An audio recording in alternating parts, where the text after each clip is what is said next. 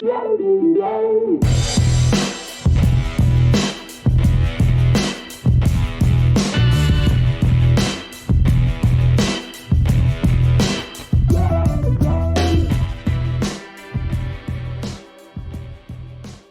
to Women Who Protect, a series within the Ontic Protective Intelligence podcast.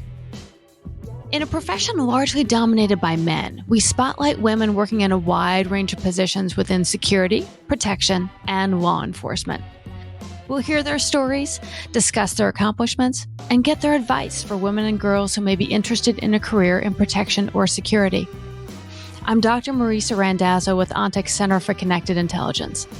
After nearly 3 decades of experience working in security and protection, first at the U.S. Secret Service, and then in the private sector, providing security guidance to corporations, educational institutions, and high-profile individuals, I know firsthand the immense value that women bring to this field, and I know the challenges that we face. I look forward to sharing the stories of women who protect and hope they inspire other women and girls to join our ranks. Now, on to the podcast.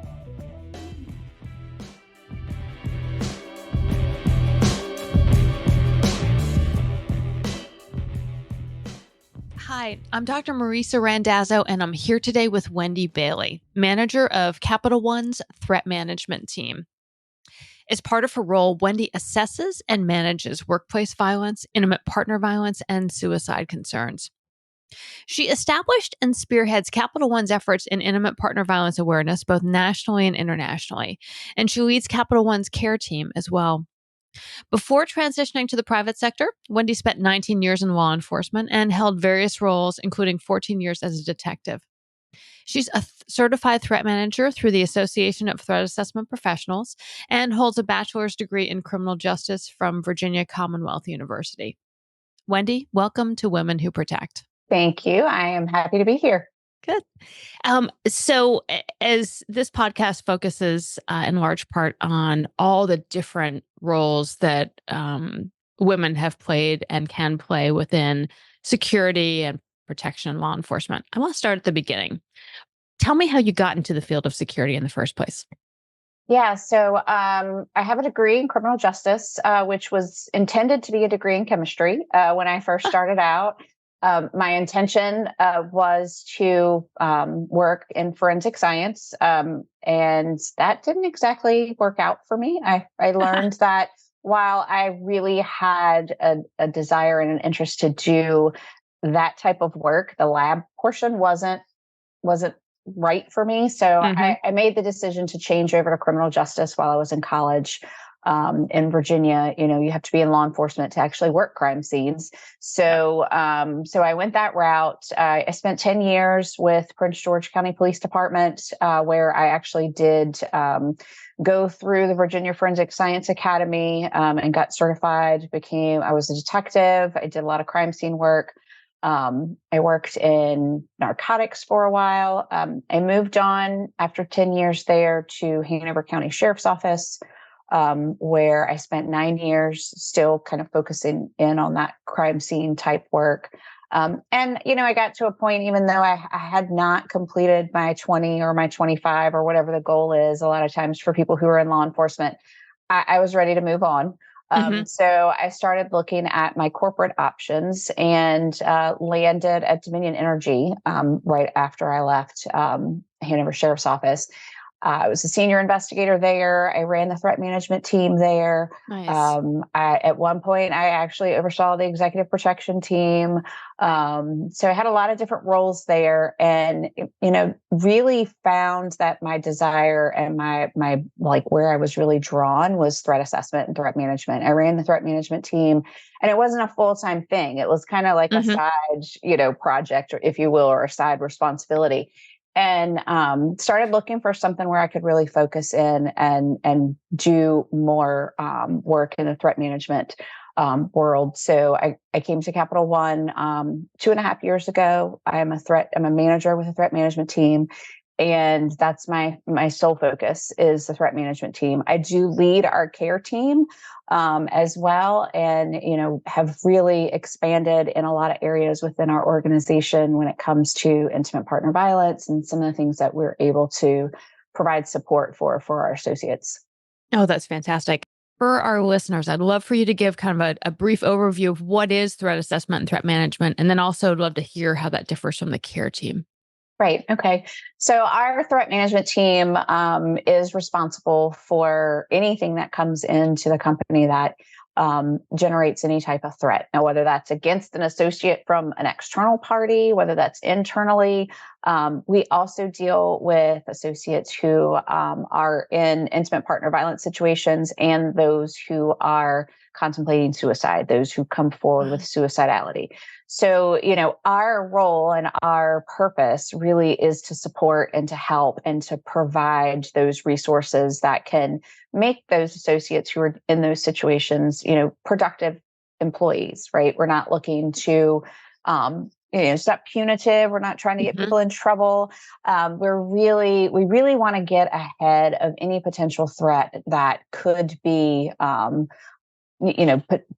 an issue for Capital One. So we are really focused on awareness, and the more awareness that we do, the more our cases go up. Because people understand how to report and what should be reported. We are this past year, 2023, we had a 30% increase in our cases. Wow. We're a small team. We have our leader and 5 threat assessors, and we worked 900 cases in 2023. And, I really attribute a lot of that to the awareness. The more teaching we do, the more we get the word out to people that, if you notice that someone is struggling, that doesn't necessarily mean that they're violent, but it could mean that they need help. So, come forward and talk to us and let us know so that we can provide those resources and that support. The care team is something that is new to Capital One. We just started that in May of last year. We're not quite at our year anniversary yet. But we had everybody does the preparedness drills. You do the tabletops, you do the active threat exercises. And, when you sit down and you look at where your opportunities are, we noticed that our opportunity was, what do we do after the fact, right? So, when everything's over, now we have to take care of the people who are here, are left behind, injured, witnesses, the families of those folks.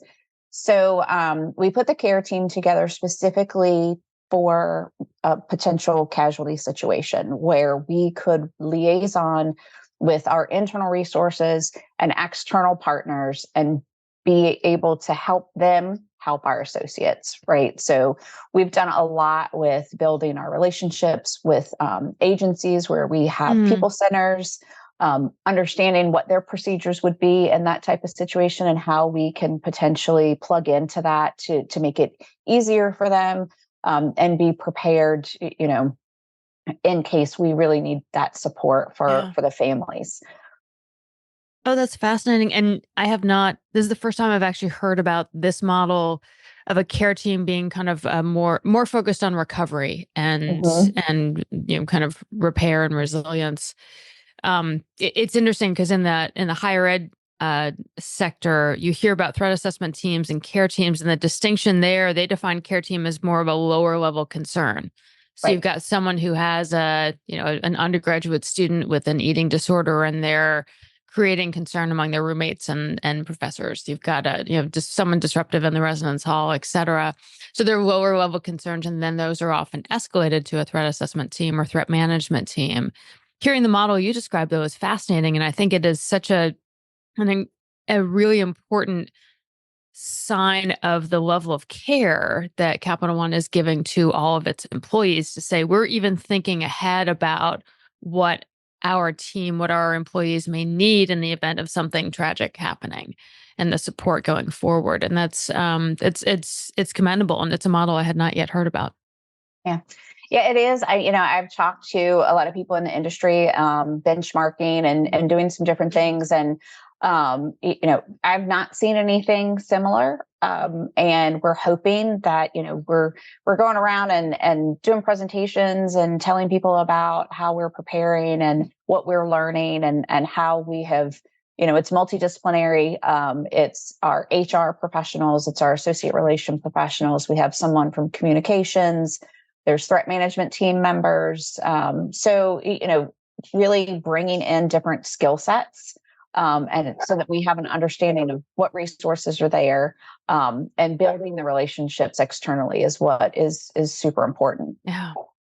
It's interesting because I have done similar recovery work in sort of two different major domains, one after a mass shooting at a university years ago.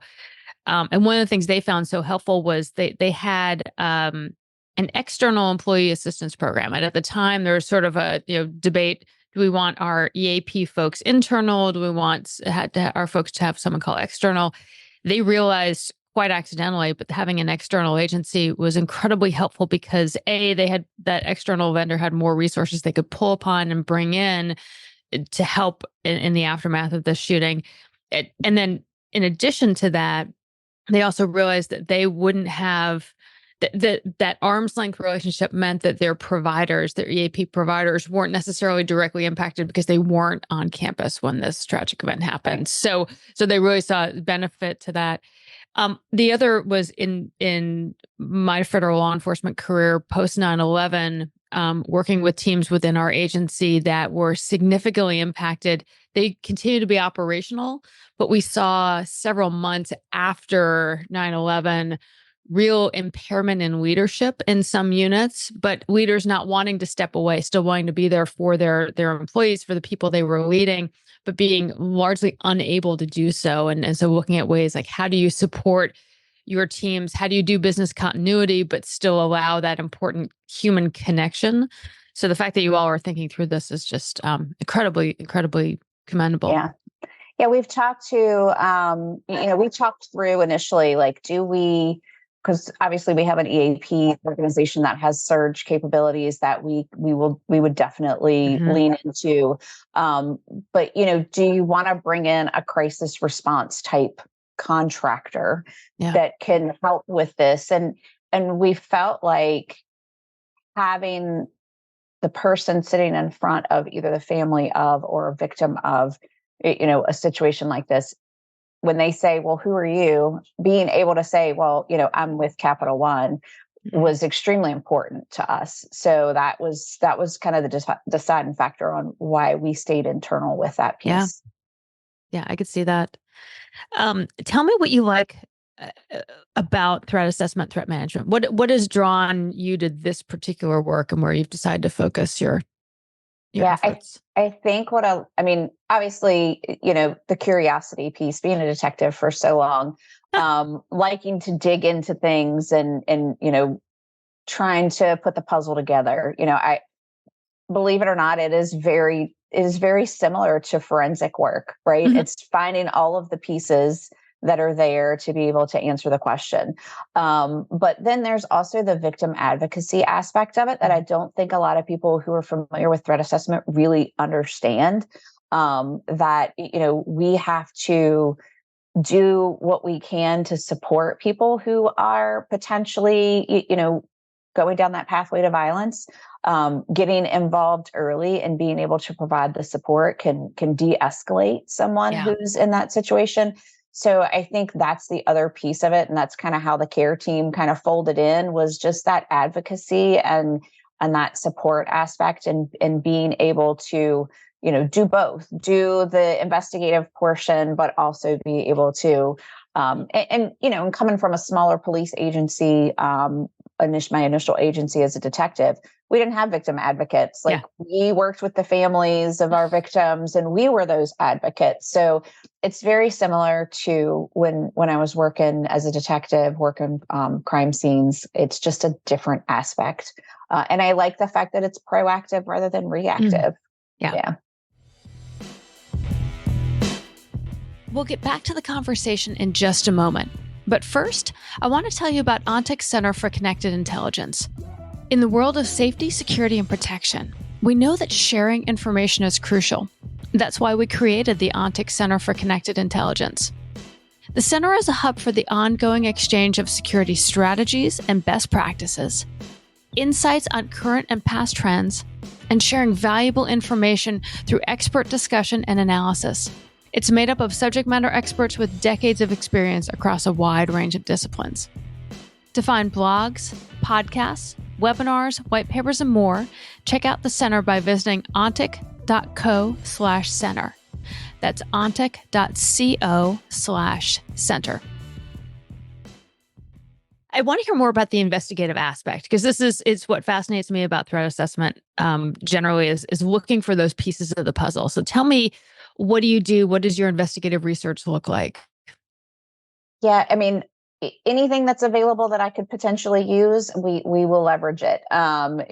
When we get a case, say it's just I say just, but say it's an associate who was threatened by a customer.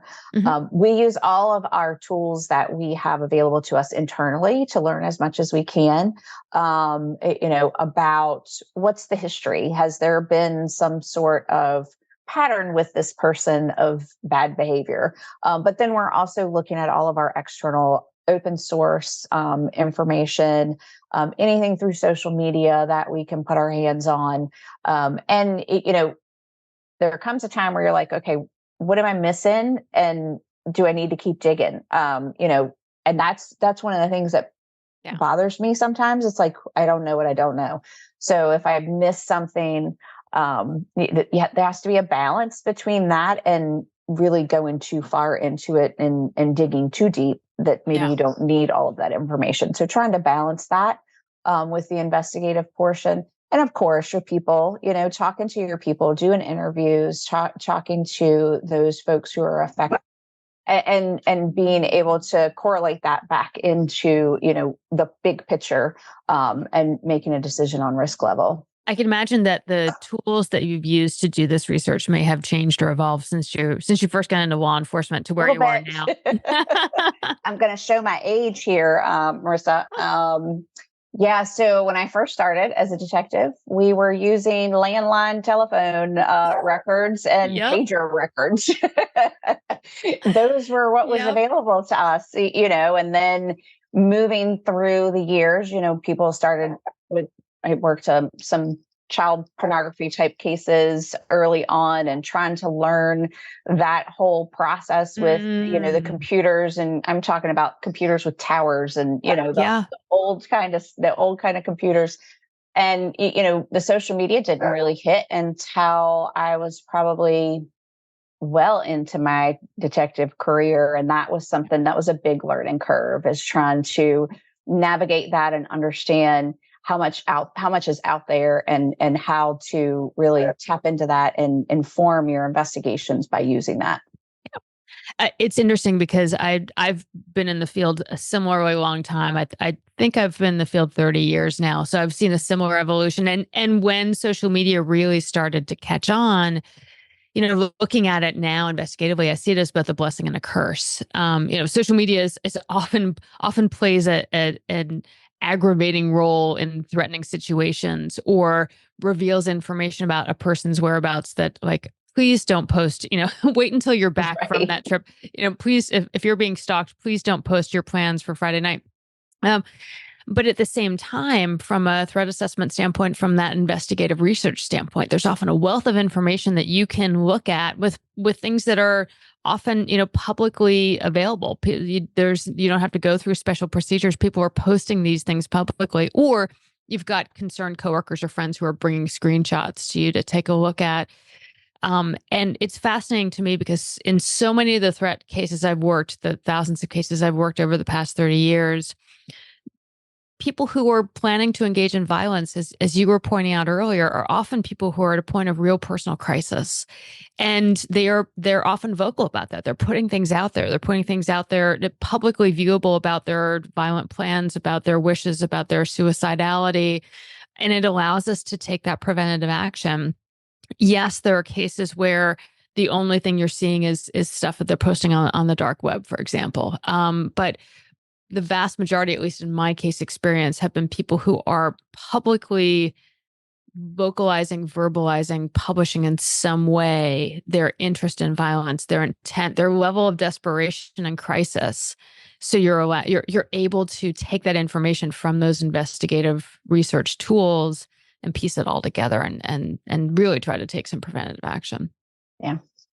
Yeah, we see a lot too, and it's a lot about the context too, right? You Yeah. see something that's posted on social media and it can be determined, to be not concerning to one person, and then another person reads it and they interpret it a different way.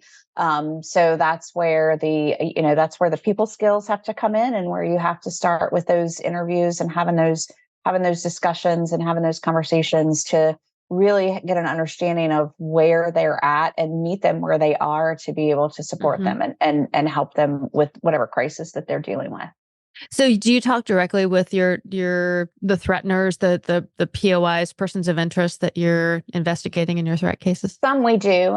We choose, we don't do all. We have Yeah. our process really allows us to make that decision based on the case.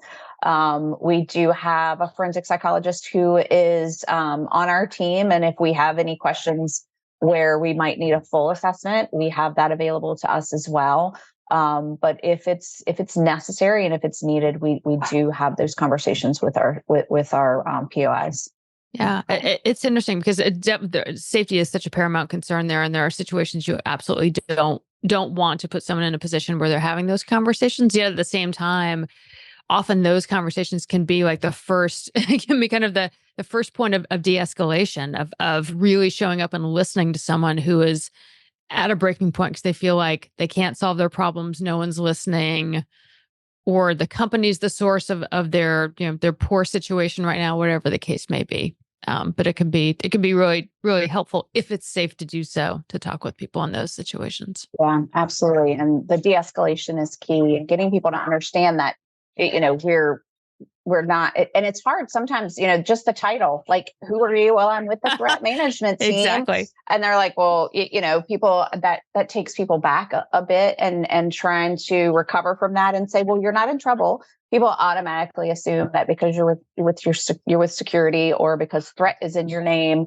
that there is, some sort of underlying, punitive part of this process. And really getting people to understand that that's not the case is, important from the start to build that relationship. I mean, we have people that we have supported through certain situations, that, I have one in particular that it's 2 years in and I'm still talking to her on a regular Yep. basis. So, I Yep. mean, it just depends on the situation, and that it builds up your caseload, but it's one of the things that you just have to do to be able to make sure people can stay successful in their roles.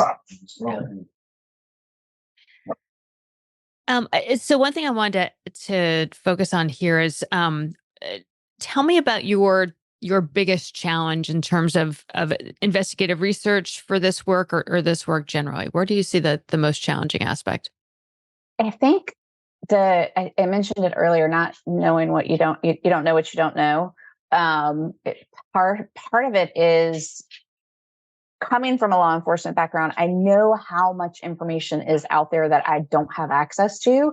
Being in a corporate, and being a civilian, I don't have access to those databases that I had when I was an investigator in law enforcement. And I know they're out there, but I can't see them, and I can't get that information. So that is, one of the things that, it goes back to your relationships with your external partners, and making sure that we have the ability to get those extra pieces of the puzzle that might be missing. That's, to me, that's a huge lift. That's a big challenge with our investigations, is just not having all of the information that is really out there. And I'd say one of the things that I've seen over the past, especially past couple of years, is that the volume of POIs, cases, persons of interest that teams have to track has really started to increase considerably. And part of it may be that awareness that you were talking about. But how are you experiencing that, and what tools or tricks or strategies do you have for managing a growing caseload? Yeah, our caseload has definitely grown. And I agree with you. Over the years, I think it's just a difference in society as a whole, that we're seeing an increase on top of the awareness and the other pieces of that. But, for us, being able to leverage our intel team to help take some of that research part off of our plate, really being able to get that partnership strong to where that, they can do some of the long-term monitoring for us. I'm looking at a Facebook page of somebody who I was dealing with a year ago, and, checking that on a weekly or a monthly basis, it becomes time consuming. So trying to find strategies to manage that caseload. I mean, thankfully, it's recognized within our organization that we need to grow, and we have been given the opportunity to add additional resources to our team. But not everybody has the opportunity to do that, and really trying to prioritize is super important. Like, what's the phone call threat that came in where the person who was threatened is offshore, is not in the United States, is really not the most important thing on my plate when I have somebody who said they're going to walk into a branch and, today to do whatever threat they make. So that's a huge piece of just trying to make sure that we're not missing anything and that we don't have anything fall through the cracks.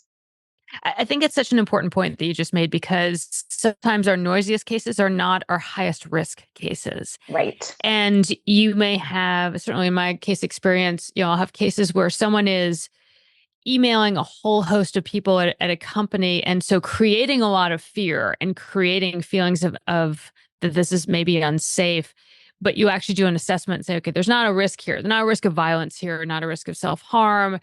There's disruptive behavior that I want to have to change. But if you've got limited resources on small teams, as so many organizations do, to be able to figure out, I need to focus my resources right now on the cases where I think they do pose a threat and there is a risk of violence or self-harm or both. And I can educate the people who have to open those emails, or I can use my IT team to redirect those emails so I can still see them and they aren't disruptive anymore. But it can be a real challenge for threat managers to make that distinction between cases that really do need your full attention right now to mitigate risk versus are causing disruption and leading C-suites to say we just need to fire them. It's managing the fear. Really is a big piece of it. Is having, and a lot of that is the education, right? Getting them to understand why we're saying that they're a low concern, or the risk level is low. But it's definitely a lot of fear management.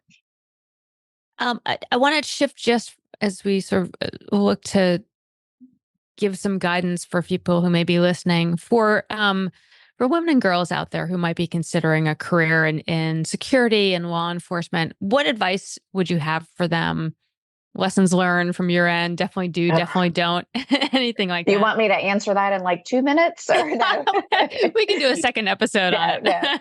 No, I think it has been, it's been good for me. It's been a good career for me. I feel like I was always encouraged when I was younger that I could do anything I set my mind to. And I think that's an important aspect for me as to why I was able to be successful, because it wasn't easy. I went into law enforcement during a period of time where, I was the only female at my department for a while. I was one of, a handful of females that were in my academy class when I went through basic academy. And I saw some inequities, if you will, on how women were treated versus how the men were treated. But it made me more determined to be successful. That I guess that maybe that's just my personality type. I'm kind of one of those, when you tell me don't do it, I'm going to say, watch me, mm-hmm. But, but I also think, on the other hand, I think that a lot of people think that you can't get into a corporate security role without a law enforcement background. And I see that has really changed. Over the last 10 years that I've been in the corporate arena. When I first went in, it was, so how long were you a cop? That was like the first thing people would ask, or what agency did you work for? And I'm seeing a shift where we're recognizing that different backgrounds and different thought processes, especially in threat management, because it is a multidisciplinary organization, or it should be, when you're running a threat management team. There's so many other ways to get into that particular aspect of security work. For example, I have a niece who is just finishing up college, very interested in threat assessment and threat management, very interested in victim advocacy work, but no desire to go into law enforcement.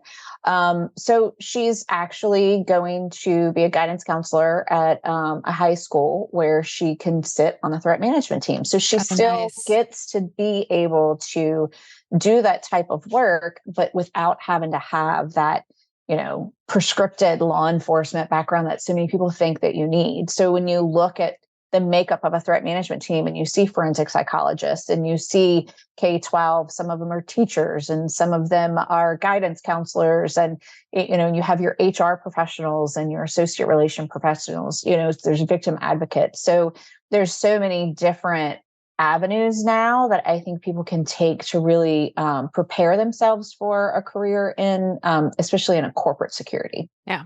I think that's such an important point, because what I've seen in terms of the evolution of corporate security, sort of private sector security generally, is that there's much more appreciation now for a real diversity in previous experience and in skill set.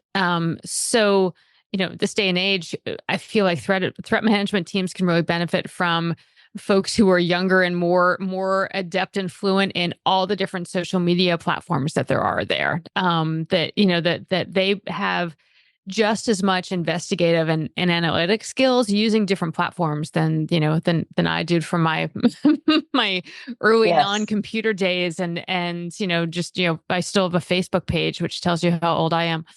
But there can be such an asset to bringing in people with non-law enforcement background, but who really do good research, intelligence gathering, analysis, and then writing well, I think is a skill that's so important for security professionals generally to be able to figure out how to convey the so what of the work that they do.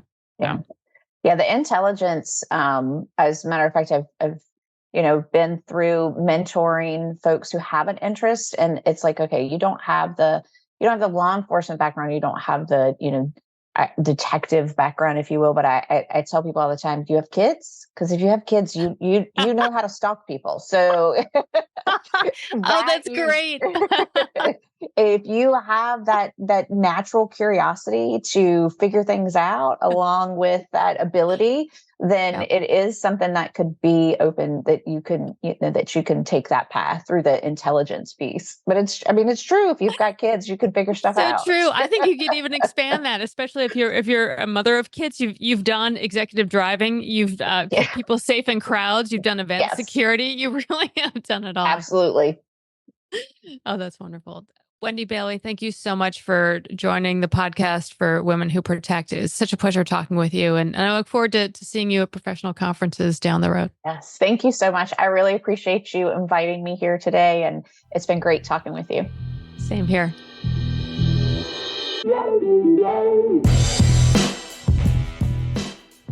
Today, we talked about the challenges of integrating information in investigations so you can have a complete, accurate, and up-to-date picture of your threat landscape. ONTIC's integrated research product optimizes risk and threat management with identity, criminal activity, civil litigation, adverse media, and global public records coverage all in one place. For more information, please visit ontic.co/demo. That's ontic.co/demo. This episode was brought to you by the ONTIC Center for Connected Intelligence. Learn more at ontic.co/center. Again, that's ontic.co/center. It was produced by AJ McKeon. Our music is a track called Roll the Dice and was written by Mark Wallach. Please remember to rate and review our podcast on iTunes and subscribe on Apple Podcasts, Spotify, or wherever you get your podcasts. If you have questions, we'd love to hear them. You can reach us at podcast@ontic.co or visit ontic.co/center for more information. I'm Dr. Marisa Randazzo. Thanks for listening.